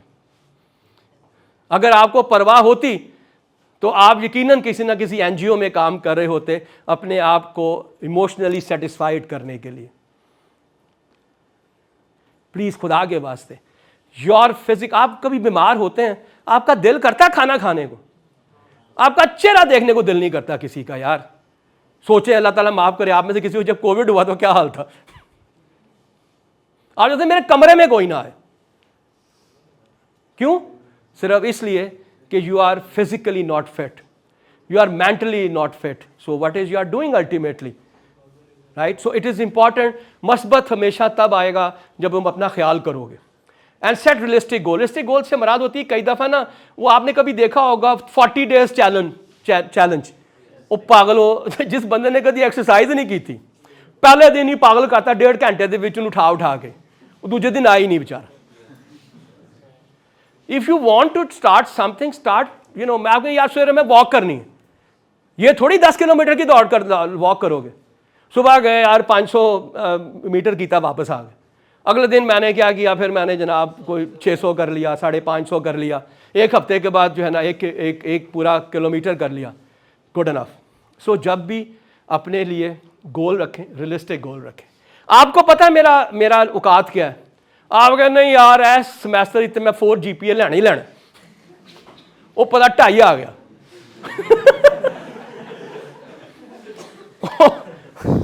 वो 2.5 आया, डिप्रेशन हो गया, इसलिए कि स्टैंडर्ड ही बड़ा। खैरियत है भाईजान? Emergency, sorry. मैं आपकी कोई मदद कर सकता हूं तो बता दें। Okay fine, please, best of luck, stay safe. So वो भाई नहीं होना ना। अगर आपका 2.8 आ रहा है, आपका यार मैं ना 3 के करीब इस वक्त लूंगा, सो उससे क्या होता है? Please remember, success always breed success. कामयाबी हमेशा कामयाबी लेकर आती है, राइट? लेकिन अगर आपने वो कामयाबी रखी जो ले ही नहीं सकते आप, तो फिर तो नेगेटिविटी आएगी ना आपको। सो जितने भी आपके हैं, आप देखें कि आप जब भी इसको इस तरह से करेंगे, आप छोटे छोटे स्टेप्स में जाएं। जब भी आप बड़ा छलांग मारना चाहेंगे तो चांसेस ये हैं कि आप गिर जाएंगे। So don't do it. Okay, learn from mistakes. Benefits क्या है? आप वो बेटर मेंटल हेल्थ है, इंप्रूव्ड रिलेशनशिप है लोगों से जब आप बात करते हैं, इंक्रीज प्रोडक्टिविटी है। नेचुरली जब पॉजिटिव माइंडसेट होता है ना, आपका एनर्जी लेवल बड़ा हाई होता है। और जो नेगेटिव माइंडसेट में होगा ना, उसके अंदर एनर्जी होती नहीं है। ज़रा जा काम करेगा, ड्रेन हो, बस यार थक गए आज बड़ा। Why? Because it gives you positivity, give you energy. ठीक है ना? Lot of people ask me, यार तू की इंसान है इस उम्र दे विच, ठीक है? रात को 8 बजे भी मैं आपको उतना ही फ्रेश मिलूंगा, शाम को 5 बजे के मेरा रिजर्व खुलता है। Yeah, I am. Why not? आप जाओ ना, पूरे दिन दी काम करके ते फिर 6 बजे तू जिम दोबारा जा ना, घंटे वास्ते मैं पूछांगा तैन तू किवें जाना है। Right? My day started at 8 o'clock। 7 बजे सुबह शुरू होता है। सारा दिन फिर के अखीर घर गया, वो अपना ट्रैक पाया, जिम चला गया। Why? Because of the positivity. ये यकीन करें आपकी ज़िंदगी का सबसे बेहतरीन सबक है जो मैं आज आपको दे रहा हूँ, और वो है मस्बत रवैया। मस्बत रवैया, द पॉजिटिव एटीट्यूड तुम्हारी सारियाँ परेशानियाँ ख़त्म कर देगा यार। मैं चैलेंज करता हूँ तुम्हें। I have seen it, I have seen the successes out of it as well. Better physical health, mentally तौर पे जितने ही आप मजबूत हैं ना, उतने ही आप जिस्मानी तौर पे हैं। जितने जिस्मानी तौर पे हैं उतने ही दिमागी तौर पे हैं। ये आपस में जो है एक दूसरे के डायरेक्टली प्रोपोर्शनल है। अगर आप मेंटली स्ट्रांग नहीं है ना, तो आप यकीन करें आप फिजिकली स्ट्रांग नहीं हो सकते। और मेंटल स्ट्रांग होने का मतलब क्या है? Positivity, attitude, positivity, absolutely important. More resilient होती है मुस्तकिल मिजाजी। ठीक है? जितने आप पॉजिटिव होंगे उतने ही ज्यादा आप मुस्तकिल मिजाज होंगे, यानी कि आप जो चाहेंगे वो कर लेंगे, और आप कंसिस्टेंटली करेंगे। कोई भी चैलेंज आएगा तो आप उस चैलेंज को फेस करेंगे, आप उसको अवॉइड नहीं करेंगे। इसको रेजिलियंस कहते हैं। पाकिस्तानी कौम के बारे में कहते हैं कि बड़ी रेजिलियंट कौम है, मुस्तकिल मिजाज है, जो मर्जी करते रहो फिर भी हसणगे। आपस में पंजाबी आगे गालां गुलां कढ़ लेंगे, लतीफे सुना देंगे। ठीक है? रात को बैठ के 10,000 की कढ़ाई खा जाएंगे, सवेरे कहने यार हूँ तो पैसे नहीं मिलते, अजकल तो कमाई खत्म हो गई है। रात को 5 किलो शनिवारी कढ़ाई खा ली थी 30,000 रुपये की। यहाँ चलो गुजरा वाले चलने हैं, चिड़े चुड़े खा के आने, बस उत्थे जाके 20,000 रुपये कमा के लुटा के आ गए। तो Pakistan is they are very absolutely wonderful nation. Opportunities definitely more positive, more productivity, ज़्यादा बेहतर ताल्लुकात, तो क्या होगा, ज़्यादा बेहतर opportunities, because you are meeting a lot of people, you are leaving a impression to them as well. अब आते हैं उस बात पे जो मैं आपसे कह रहा था, पंक्चुअलिटी के साथ टाइम मैनेजमेंट भी। अच्छा, ये पंक्चुअलिटी नहीं है, पंक्चुअलिटी होती है टाइम पे पहुंचना।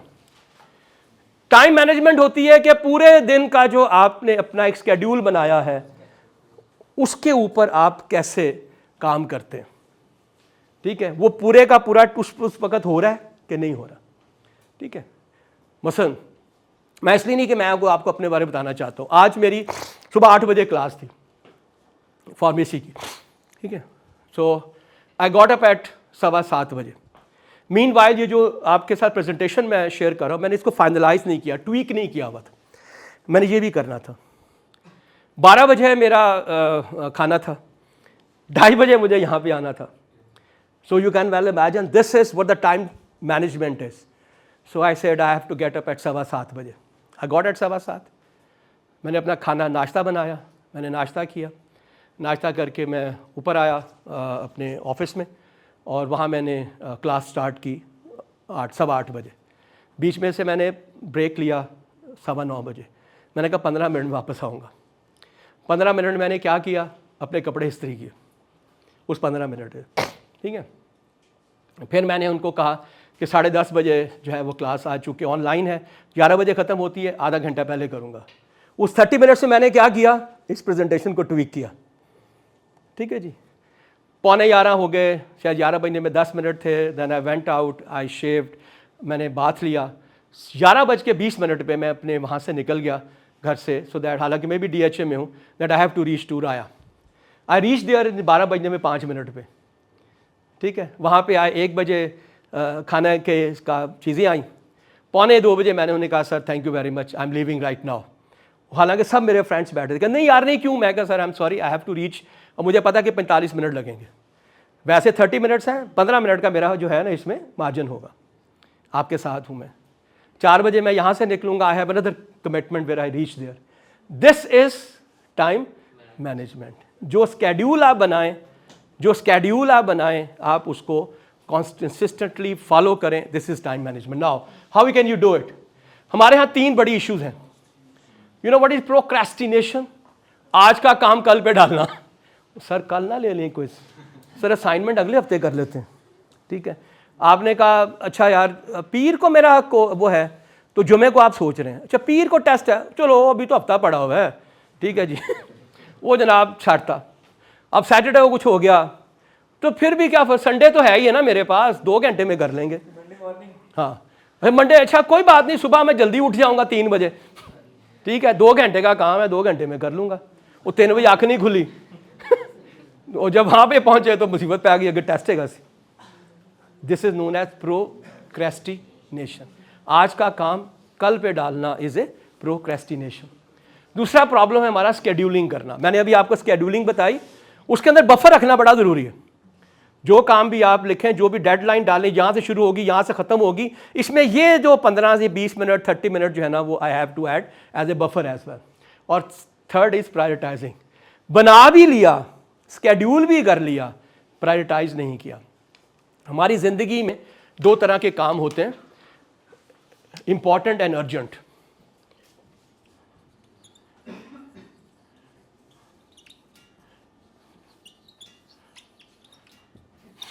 इसके ऊपर ऑलरेडी वीडियोस अवेलेबल हैं, जो मैं जब कहता हूँ वो लिख लिया करो। Important, urgent, time matrix, MATRIX और ICE।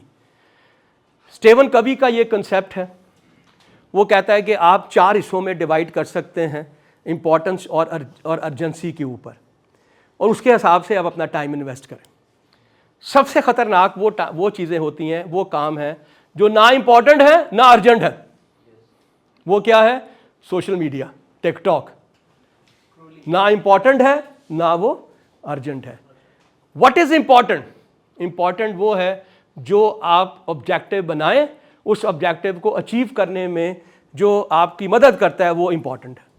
आपने कहा जी इस दफा 3.5 CGPA होगा, that's your objective for that semester. So what is important for you?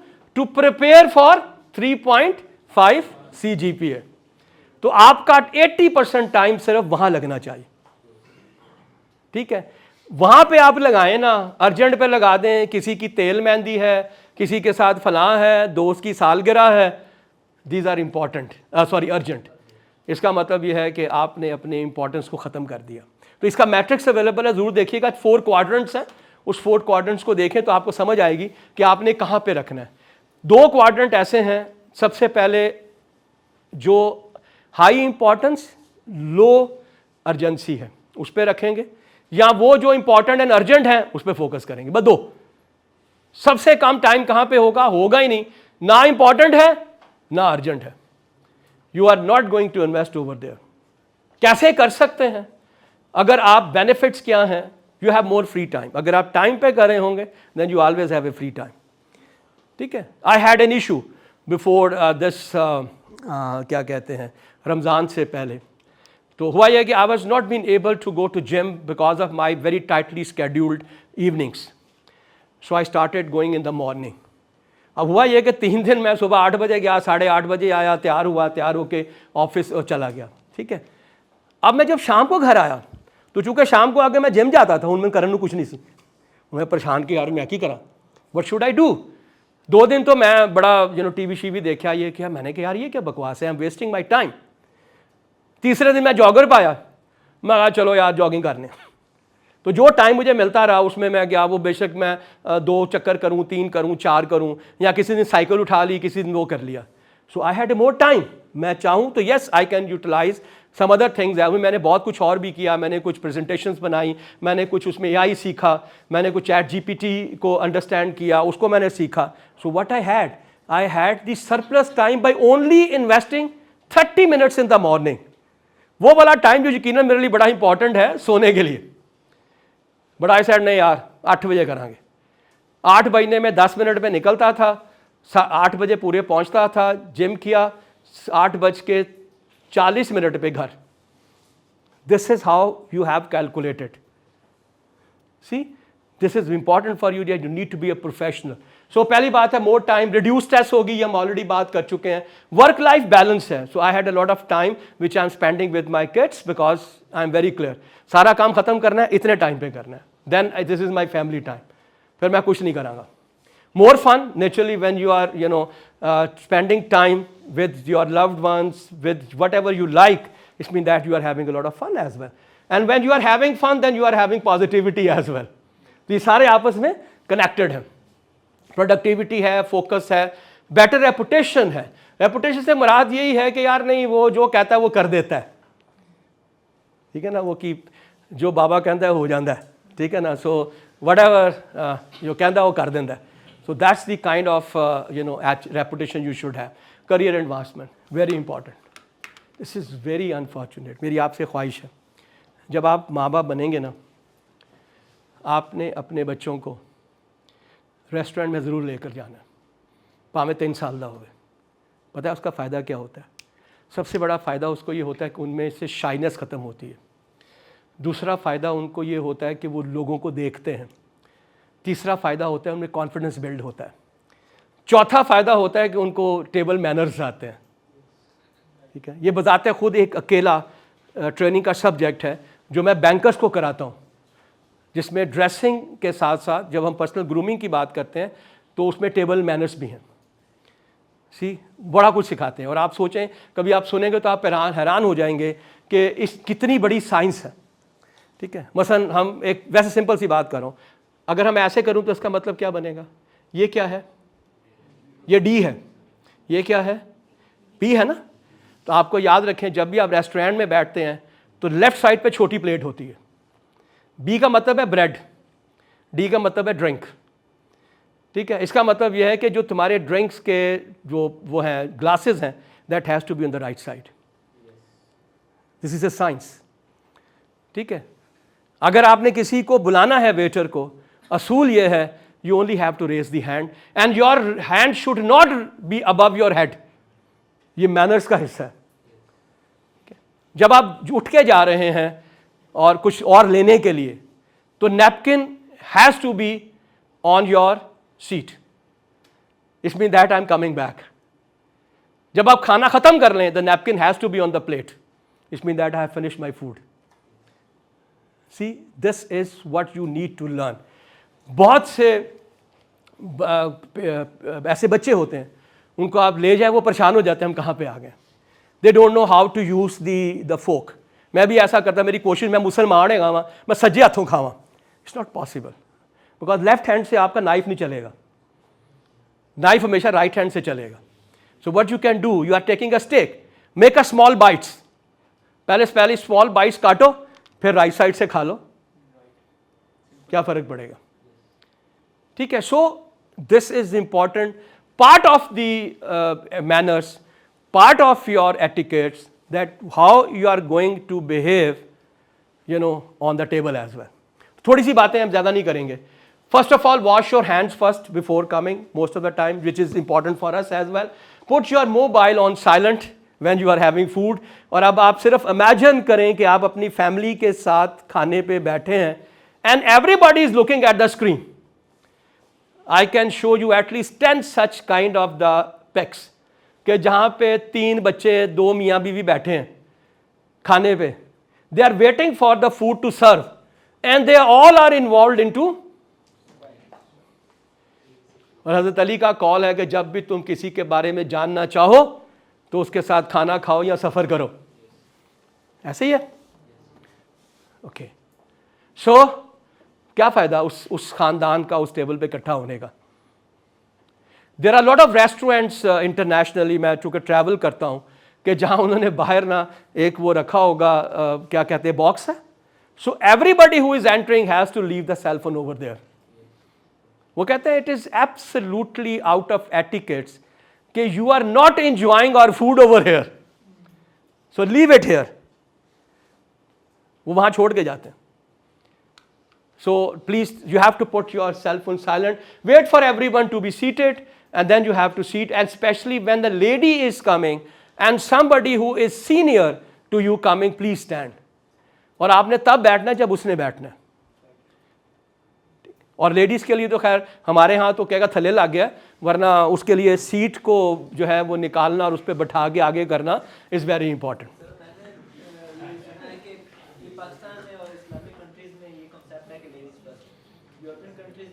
नहीं, लाइन के ऊपर, लाइन पे हमारे यहाँ पे हम रिस्पेक्ट लेवल में अगर कोई फीमेल आती है उसको आगे जगह दे देते हैं, लेकिन वहाँ पे अगर लाइन लगी होगी और आप लड़का हैं या लड़की हैं, जो आपका नंबर है वहीं पे होंगे, लाइन में होता है ऐसे। लेकिन ये जो बात है आप वहाँ पे देखें 99% केसेस में अपनी वो लेडी के लिए दरवाज़ा खोलेगा। ठीक है, हमारे यहाँ पे ये नहीं होता क्योंकि माँ प्यों ने कहना थले लगा है। ठीक है ना, so that's why give people their choice of place. वो जहाँ बैठना चाहते हैं उनको बैठने दे, फिर आप बैठे, then you have to sit, you know, जब वो बैठे। और कोशिश करें कि जो सबसे सीनियर है वो हेड टेबल पे बैठे, यानी कि जो आपकी चेयर होती है, मेन चेयर है, उस पर बैठे। Open your napkin on the lap, हंसी की करने ऐसा करके खोल के यहीं झाड़ने। उसका तरीका कार है, put it here, open it here and just put it here. It has to be under the table, it should not be above the table, it's out of etiquettes as well. Tissue napkin under your plates. होता यह है कि ज़्यादातर cases में जो napkin आपको मिलते हैं वो कपड़े के होते हैं और आपका हाथ यकीनन गंदा होगा खाते हुए, क्योंकि हमने उससे नान से खाना। ठीक है, we are not cutting with that. तो नान के जब हाथ में ऐसे करके उस पर करूँगा तो you can well imagine what's going to happen on my napkin. तो वहाँ पे दुनिया में ये सोचते हैं कि ये नैपकिन गंदा होगा तो इसको ज़्यादा पानी लगेगा धोने में। They are very very strong, they are out of this world. वो आज से 30 साल 50 साल के बाद सोच रहे हैं कि मैं जो आज करूँगा 50 साल के बाद उसका इम्पैक्ट क्या आएगा। तो वो एनवायरनमेंट की प्रोटेक्शन के लिए करते, तो वो कहते हैं टिश्यू का इस्तेमाल करें जिस वक्त आपने गंदे हाथ साफ करने। It should not be used on the napkin. ठीक है, इसलिए वो कहता है star dishes pass to your right. जब आप डिशेस करेंगे तो it has to go from here. और वो जो एक कभी आपने देखा होगा वो राउंड वाला टेबल होता है जिसमें ऊपर वो बैठा होता है, वो ऐसे नहीं चलती, वो क्लॉकवाइज चलेगी। असी उल्टा चला देंगे उन अपने सूप वास्ते, बिकॉज मोस्टली वो चाइनीज में आप खाते हैं। एब्सोल्युटली एब्सोल्युटली जी। Okay, don't bother others to get your food. आप कोशिश करें खुद उठें और खुद खाएं, बिकॉज सम टाइम यार फड़ाई ना जरा, वो बेचारा 3 मील दूर बैठा है, उतों बेचारा वो तन जड़ा ना, और एड्डी भारी प्लेट हैगी है पला दी जी आ रही उतों। So it's you have to do it. Don't eat till everybody start. आपने डाल लिया बट वेट करें, और ख़ास तौर पे जो सबसे सीनियर है वो स्टार्ट करें। जापान मैंने काम किया है, आप यकीन करेंगे वहाँ पे जब तक सबसे सीनियर बंदा खाना शुरू नहीं करता, कोई शुरू नहीं करता खाना उससे पहले। We everybody is waiting. वो जो ही कटेगा बाइट करेगा, then you are going to start with that as well. That's what etiquettes is. Keep your elbows off that. ऐसे करके बैठ जाते हैं हम लोग। एल्बोज अगर हैं तो it has to be on your chair, should not be on the table, because that reflects arrogance. That reflects arrogance. So this is also the part of that as well. Table मैंने आपको बता दिया, from the outside से अंदर आते हैं, यहाँ से आप आएंगे। Eat slowly, वो जो कुछ लोग बेहुदा अंदाज में खाना खाते हैं चिपड़ चिपड़ करके, it should not be like that. And place your cutlery well while finishing. अगर आप ये रखेंगे इसका मतलब ये है you are finished. राइट, या कई दफ़ा क्रॉस करके, डिपेंड करता है कि आप कहाँ हैं। आर्मी मैस में ज़रा डिफरेंट उनका वो होता है। अगर आप ऐसे करके रख लेंगे इसका मतलब है कि आप आ रहे हैं, अगर स्ट्रेट हो गया इसका मतलब इट्स फिनिश नाउ।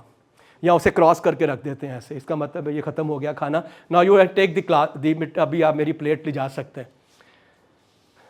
हमारे यहाँ तो बड़ी ज़्यादती होती है।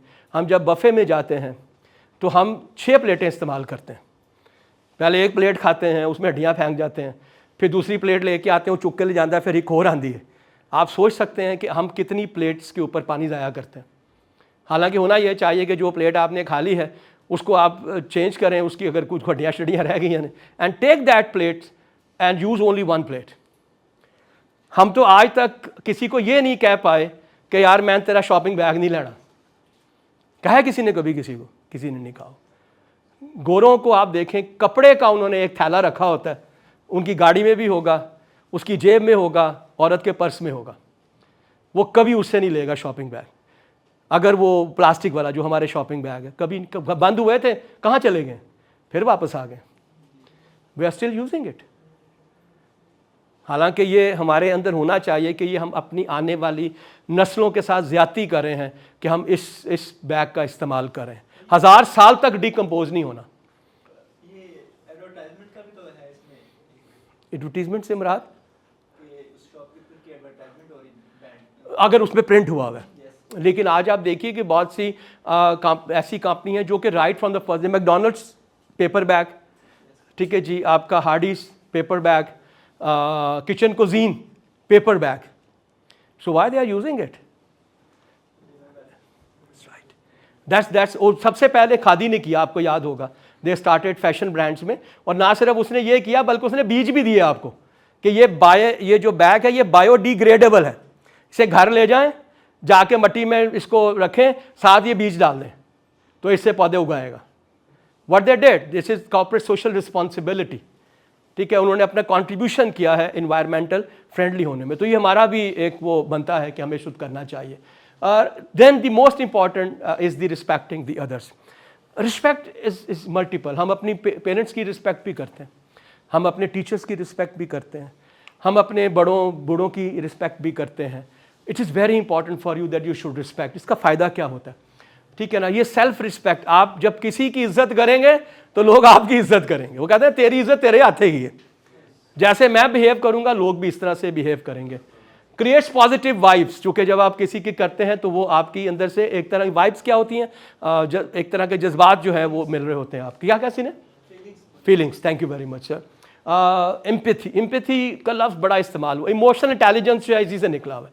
इसका मतलब है कि मैं आपसे वो अंडरस्टैंड करता हूँ कि आपकी मैं रिस्पेक्ट कैसे कर सकता हूँ, या आप कैसे चाहते हैं कि मैं आपको डील करूँ। This is empathy. Putting my self in your shoes, अपने आप को तुम्हारी जगह पे रख के देखना, इज एम्पैथी। इसका बड़ा अल्फाजों का इस्तेमाल है, इसका मतलब यही है। और इसकी जो 5th हैबिट है, शायद 7 हैबिट्स में, वो कहती है seek to understand before you want to be understood. पहले समझो और फिर अपने दूसरों को समझाओ। तो जब आप ऐसा करेंगे तो फिर आपके अल्फाज के अंदर एक ख़ास असर होगा जो आपको मिलेगा। बिल्ड ट्रस्ट होता है वक्त के साथ साथ जो है, जब आप रिस्पेक्ट करते हैं किसी की तो वो भी इसका आपके साथ ट्रस्ट बिल्ड करता है। कोलैबोरेशन, लोगों के साथ कोलैबोरेट करना, ये तुम कर लो ये मैं कर लूँगा, मोस्ट इंपॉर्टेंट इन दी ऑर्गेनाइजेशंस। याद रखिएगा, ऑर्गेनाइजेशन में अगर आप एक दूसरे पे ट्रस्ट नहीं करते, आप एक दूसरे से मिल के काम नहीं करते, कोलैबोरेट नहीं करते, आप कभी कामयाब नहीं हो सकते। Why? Because organisation is a group of people working together to achieve a common goal. ठीक है जी। Strengthen the relationship. जब आप किसी की रिस्पेक्ट करते हैं, एक पॉजिटिव इमेज बनता है, वो आपके पास आना चाहता है, बात करना चाहता है, आपके रिलेशनशिप जो है वो बिल्ड होते हैं। मैंने अपने बच्चों को एक चीज़ और सिखाई थी, और वो ये था कि हर लेवल पे रिस्पेक्ट करना। आप छोड़े हुए, एक को स्कूल छोड़े हुए शायद 10 साल हो गए होंगे, ठीक है, आज भी हर ईद पे वो अपने स्कूल के गार्ड के लिए गोश्त लेकर जाता है। Can you imagine the relationship? आज भी जाता है, बिकॉज वहाँ पे है। या और भी कोई ऐसा त्यौहार आ जाए तो उसके घर कह रहे अबू मुझे 5 पैकेट चाहिए, और की करने अबू मैंने देने हैं ना। ठीक है, वो अस्करी 5 में जब कभी रहे थे, उधर भी उसके दोस्त हैं, वहाँ भी जाएगा, उनको भी दे के। जिधर वो फुटबॉल खेलता है, फुटसॉल खेलता है, वहाँ पे 2 गार्ड हैं, उनके पास भी जाएगा। This is how you know they have learn to respect the people. और जाके उसकी बाकायदा इज्जत करेंगे, उसके साथ गले मिलेंगे, उसको खा देंगे। ये नहीं है कि उसको अवॉइड करेंगे जो मर्जी कपड़े पाए उन्होंने। They never do it. Resolve the conflict naturally, because अगर आप रिस्पेक्ट करेंगे तो कॉन्फ्लिक्ट जो आपस में आपके क्या होते हैं, इसको डिफरेंसेस जो हैं वो ख़त्म हो जाते हैं। ठीक है जी। हाँ, what are the values? Anybody can tell me? Values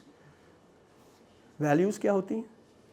असूल, प्रिंसिपल्स, जिस पे आप सोचते हैं कि मैंने ज़िंदगी कैसे गुजारनी है। Values are the part of your character. चोरी 5 पैसे की चोरी भी चोरी है, दिस इज ए वैल्यू। किसी के लिए क्या है कि नहीं यार 5 रुपए की चोरी हुई, ये प्रिंसिपल्स हैं। चैप्टलाइट, बिल्कुल सही कहा आपने। That are most important in your life. सबसे पहली बात यह है कि तुम्हारी जिंदगी में सबसे इंपॉर्टेंट क्या है, क्या होगा? Anybody tell me what is important? मुझे कोई एतराज नहीं है कि आप जो मर्जी कह दो, मेरे लिए शायद मेरी फैमिली इंपॉर्टेंट है, दैट्स माई फर्स्ट थिंग। किसी के लिए पैसा इंपॉर्टेंट है, किसी के लिए पोजीशन इंपॉर्टेंट है, किसी के लिए स्टेटस इंपॉर्टेंट है। There is no harm in that. ठीक है, हाँ, उसका असूल जो है वो एथिकली होना चाहिए, जो भी है वो वैल्यू है। पैसा चोरी करके कमाना जो है वो वैल्यू नहीं है, वो प्रिंसिपल नहीं है, वो असूल नहीं है। 3 experiences achievement where you truly felt engaged and happy. अगर तुम्हें ये नहीं पता चल रहा ना कि मेरी जिंदगी की वैल्यू क्या है, तो फिर सोचो को 3 ऐसे चीज़ें जो तुमने हासिल की थी और तुम बड़े खुश हुए थे। You had a pride that I have achieved it. आसान होगा तुम्हें देखना, मुझे पता है बहुत से लोगों में ये भी नहीं होगा। हमारी ज़िंदगी की अचीवमेंट है, मुझे भी पता नहीं होता। मैं अच्छे भले जो मेरे वो लोग हैं उनसे पूछता हूँ ना, जो प्रोफेशनल्स होते हैं, उनको भी नहीं पता होता कि मेरी ज़िंदगी की 3 प्रोफेशनल अचीवमेंट्स क्या हैं। इसलिए कि हम अपनी माजी को वो नहीं करते, डॉक्यूमेंट नहीं करते, और इतनी बड़ी याददाश्त आपकी नहीं है कि हर चीज़ आपके दिमाग में रह जाए, ये पॉसिबल नहीं है। Imagine what you want people to say about you when you get old. ओए हो, ये बड़ा इंपॉर्टेंट है जी। मैं जब सर्टिफाइड हो रहा था फ्रैंकलिन कॉवे में, तो मुझे उसने कहा कि अपनी पर्सनल विजन स्टेटमेंट बनाओ, ट्रेनर ने। और मेरे जैसा बंदा 40 मिनट सोचता रहा, I could not right a single word. मेरे पास आया तो मैंने कहा कोई टिप दे, कहता पागल हो गए, तेरी ज़िंदगी का पर्सनल तेरा मिशन स्टेटमेंट है, मेरा ऐसे क्या ताल्लुक है यार, you have to do it. मैंने कहा टिप दे, कहता कोई टिप नहीं का। फिर उसने मुझे कहा कि अच्छा ये सोचो कि जिस वक्त तुम मर गए होगे और तुम्हारी लाश पड़ी होगी, डेड बॉडी पड़ा होगा, तो लोग तुम्हारे बारे में क्या कह रहे होंगे। Just imagine that. और मैंने डेफिनेटली अपनी आंखें बंद की। I thought about it and I realized, oh, मेरे सबसे ज़्यादा मेरे जनाजे पे कौन होगा? मेरे स्टूडेंट्स होंगे, मेरे ट्रेनिंग्स होंगे। क्या कह रहे होंगे? वो कह रहे होंगे इससे मैंने फ़लाँ सब्जेक्ट पढ़ा था, इसने मुझे फ़लाँ ट्रेनिंग कराई थी, इसने मुझे फ़लाँ चीज़ सिखाई थी। ठीक है, मेरी आंखें खुली, मैंने कहा इसका मतलब है मेरी ज़िंदगी का जो मकसद है, विजन स्टेटमेंट है, वो इन्हीं लोगों के गिर्द घूमेगा। Then I started writing the words, ठीक है, knowledge, learning, you know, students, trainees, इस तरह से मैंने लिखना शुरू किया। 30-40 लफ्ज़ लिखे। फिर फाइनली मैंने उसमें से अपना पर्सनल विजन स्टेटमेंट बनाया। पता है क्या? Sharing the knowledge. बस ख़त्म। मैं पढ़ा रहा हूँ, मैं ट्रेन कर रहा हूँ, मैं किसी से डिस्कस कर रहा हूँ, मैं कोच कर रहा हूँ, मैं काउंसल कर रहा हूँ, मैं किसी को मशवरा दे रहा हूँ, मैं सिर्फ एक ही काम कर रहा हूँ, I am sharing the knowledge. So that exactly, इसका मतलब क्या है कि मेरी ज़िंदगी का मकसद सिर्फ एक ही है, जो यहाँ मैंने देखा था। वैल्यू मेरी क्या है? To learn. जितना मैं सीखूंगा उतना मैं जानूंगा, जितना मैं जानूंगा उतना ही लोगों को दे सकूंगा। जिंदगी आसान हो गई, अब सिर्फ एक ही काम करना है। So you need to have your own personal vision statement. की करना है यार जिंदगी च, what you want to do, write it down and you will see that कि तुम्हारी जिंदगी का मकसद तुम्हें मिल जाएगा।